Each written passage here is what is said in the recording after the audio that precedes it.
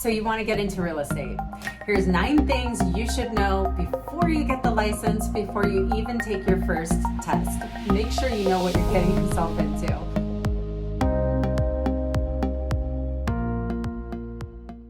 Welcome back to my channel. If you're new here, my name is April Nossel. I am a real estate broker and mortgage loan broker in Northern California. And this channel is about all things real estate.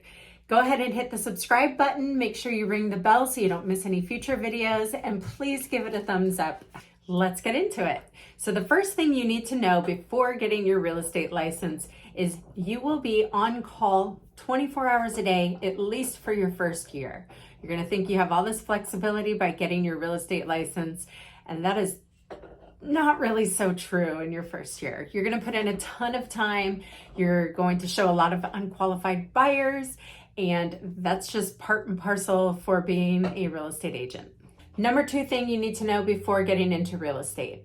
There's a lot of fees and expenses. Yes, you see these huge paychecks and you think, you're just raking in the money as a realtor. That's not the case. I mean, you have to pay your broker. You often have to pay for your errors and omissions insurance. You have to pay all of your MLS dues, your local real estate board dues, your e-key fees, your phone bills, your gas. There's so many fees involved in being a realtor. You really don't end up actually taking home a ton of that paycheck that you get. Number 3 thing you need to know about being a realtor. You will need to become an extrovert. I am not. I'm actually an introvert. Even though I don't come across that way, I have made myself an extrovert because that's what this business calls for. You're not going to make money being an introvert and keeping to yourself. You're going to have to be outgoing. You're going to have to talk to people you don't know. It's tough, but you can do it. Number 4, if you're a realtor, you're in a media business. There is no way to be a top producing, highly successful realtor if you're not producing media and content constantly, daily. Every single day, you're going to have to put content out. You're in a media business. You're going to have to learn to edit. You're going to have to learn to be on camera. It's just part of the gig.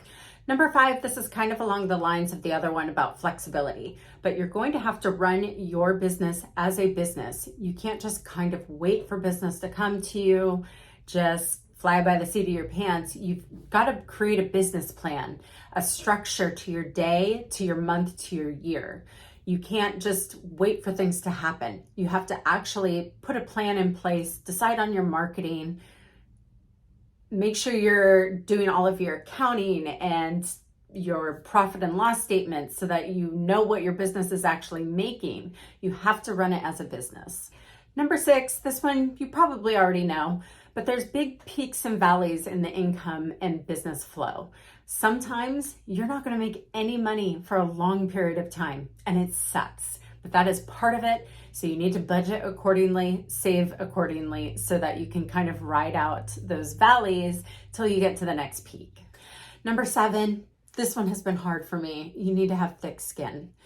It's amazing how brutal some people can be in this business, between upset clients that can be really mean, honestly. I mean, when you can't sell their house because they are unwilling to have a reasonable price and they think it's because you haven't done your job correctly, they can be really difficult.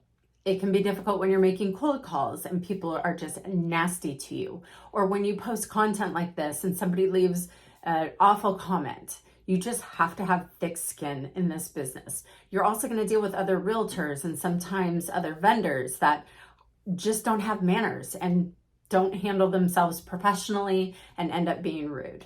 You got to have thick skin. Okay, so those are the negative things I think you need to know before getting into real estate. Let's talk about some of the good stuff. Number 8, you need to know that sometimes your most rewarding deals will be the ones that you make the least amount of money on.